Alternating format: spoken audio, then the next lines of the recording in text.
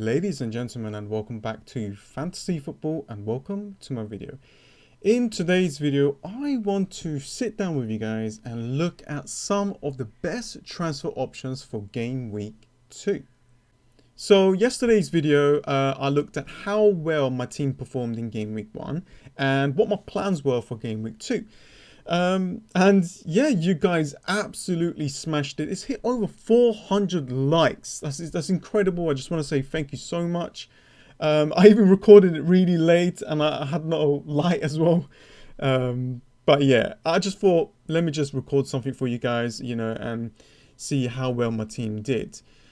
Yeah, like if you're new to the channel, guys, just subscribe because I'm going to be here all day long. No, I mean, I'm gonna like record a lot of videos for you guys for every single game week. And today we're gonna look at some of the best. I just picked out a few, and I do want to talk about a few other players that actually didn't return the big points, but actually played well. But yeah, let's go through the video. So here we go. Now I don't have too many goalkeeping options here, but I do want to talk about Martinez here, that is looking like it's going to go to Aston Villa. Now I'm just waiting for that confirmation, and he could be an option, but Aston Villa hasn't really strengthened too much at the back, so it might not be the best option. But I thought I will share that with you guys because I know that a lot of people was looking into bringing Martinez into their team. But yeah, it looks like it's going to be moving. We've got Lewis, Luca Dean, Justin, Gabriel, and Robertson for the defense. Now, Lewis here. Now, at the beginning, we didn't know if Jamal Lewis, and Callum Wilson, those new players that went to Newcastle, we didn't know if they were going to play, right? They did play, and they actually played really well. And I had him in my team a couple of times, and as you can see, he kept the clean sheet. And the next game is against Brighton. If you have another 4.5, you can switch him over, but it is against Tottenham, so it might actually be a good option. So you never know. So he is actually a good pick, so definitely is on my radar. But if I had the money, I would go for Luca Dean. Luca Dean already got an assist and a clean sheet, total of 12 points. If you look at the fixtures for Everton, West Brom, who lost at home against Leicester City. Then they've got Crystal Palace. There could be a clean sheet there. We do not know. And then Brighton at home. I think these three fixtures, we need to try and gain as much as points as possible. So that's why a lot of FPL managers right now is going for Everton players. We've got Justin. Now, I don't know how long we'll be able to have this guy in our FPL teams, because we don't know if it's going to be like a nailed on player for Leicester City. We know that early stages he will be, but transfer deadline hasn't finished yet, and that could cause some problems on his starting position. However, saying that, played really well. He got an assist, and he was one of my players that I bought in the last minute, and that's why I went for him, because the fixtures were looking good. Next is Burnley at home. Then if you do have another 4.5, then you can switch. That's why I have Taylor in my team that I can switch him over with. And then West Ham at home. Then coming back, then Aston Villa. We just got to wait and see what happens in the transfer window. If they buy another player, like another defender for his position, then there could be some problems. But because I am actually thinking to like wild card game week 4 or maybe after, I'm okay with having him in my team. Now, Gabriel, I don't know if he's a good option. Yes, he scored and kept the clean sheet. 5 million. Okay. Good fixture here against West Ham. So that is pretty damn good. Now, for me, I would still go for Tierney. I know it's a little bit more expensive, 5.5. But if he does shift into that left back position, he's going to bring a lot of assists. More than Gabriel there. And I got to mention Robertson. He was in my team for such a long time. Until Trent Alexander-Arnold started to play, but he's been taking a lot of free kicks and corners as well, so he's taking more set pieces, and him being a little bit more cheaper could be a great option there. Next up is Willian, 8 million, but the problem is we all got Aubameyang, and maybe later on down the line when we remove Aubameyang, then maybe we can go back and get this guy. 3 assists in his debut. Really good fixture against West Ham next. So because we got Aubameyang, I don't know. I think we might need to wait a little bit before we get him into our FPL team. Next up is Leeds United players. I think we got a team that we can get a lot of points from. And there is a lot of players here that actually is really cheap that could help us out. Their fixtures, right? If you look, their fixtures, the next fixture is against Fulham. And right now, I think Sheffield United losing 2-0 to Wolves. I think this could be a great option to bring like a lot of Leeds United players. Okay, maybe not a lot, but you know what I mean. Jack Harrison actually played really well. He's got a really good goal against Liverpool, and they performed really well. They just went for it.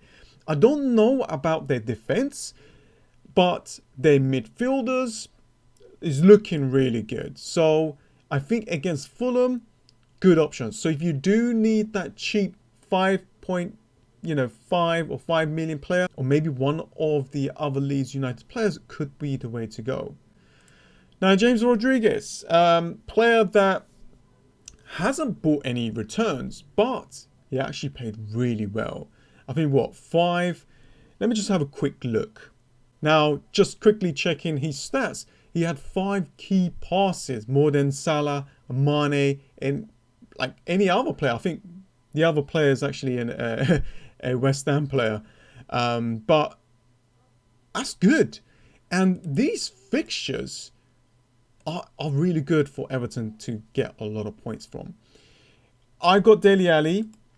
I might actually get this player, but I just got to wait. I might go for a Manchester United player, or I might bring in an Everton player. So that's my plans. And as you can see, the Manchester United players, Fernandes and Rashford and Martial. I think Martial and Rashford might be quite easy to bring in. With Fernandes, look, my plan was to remove Salah to get Fernandes in. But because Salah performed really well, I don't know. And his price is not going to drop because of his returns. It's a bit of a difficult decision here. But it's actually a good kind of like feel to have these really difficult decisions for Game Week 2. I actually quite like it. We got Calvert-Lewin, performed really well, scored a goal, 2 bonus points, really good fixtures for Everton. And that's why there's a reason why people are going for Everton, because of that midfield is completely changed. It's completely changed. They're more stronger. It's so much better. Trust me, guys, it's so much better. Callum Wilson, to be honest with you, if they told me, would you rather have Callum Wilson or St. Maximin, I would go for Callum Wilson. The only reason I didn't go for him in Game Week 1 is because I didn't know he was going to start. We didn't know he was going to start, but he did and scored a goal.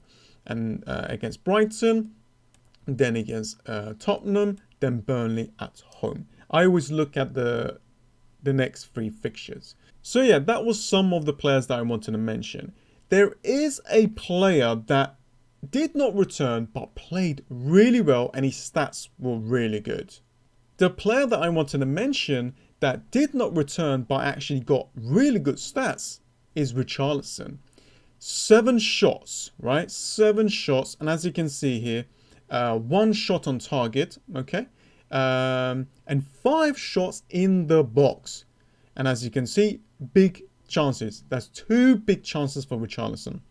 So that shows a lot here, you know. I know he didn't return, but he had a lot of chances and he's taken a lot of shots, and that's actually a good thing to see. If you look a little bit down here, we've got Barnes here with 5 shots, right? 2 on target and 5 of them actually being in the box, which is really good, and 1 big chance. So, you know, even Barnes actually played good, but did not return. And then let's just have a quick look at Salah and Mane, because this is quite interesting. As you can see, 9 shots and Mane with 5. Mane didn't even shot on target and only 3 in the box. And you can see Salah, 8 of his shots was in the box, and that's where we want him to be. So that's why he got all of those like goals, and obviously the penalties, because he's always in there just, I don't know, trying to like dribble through everything and gets a penalty. So yeah, this is what I wanted to show you. These things. I'm going to be trying to like add some of the stats into my gameplay as well to see if it actually works. I'm not going to go through too much in details with this, but I just want to have a quick look and see what I'm missing out on. So yeah, if you do want to become a Fantasy Football Hub member, there'll be a link in the description below or in the comments, okay? Anyways, that was pretty much it. I hope that I have given you some kind of idea. But yeah, try your best to hold your transfer as long as you can, and maybe even come back to this video and make one of these transfers and get one of these players into your FPL teams. For me, I'm looking at Fernandes, I'm looking at Martial, and I'm looking at one of the Everton players. So I will see what I'm going to do, and I'll create a video tomorrow or on a Wednesday. But yeah, you guys know what to do. Subscribe if you're new, and just smash the hell out of that button. That like button. Anyways, guys, thank you so much for joining in, and I'll see you guys next time. See ya.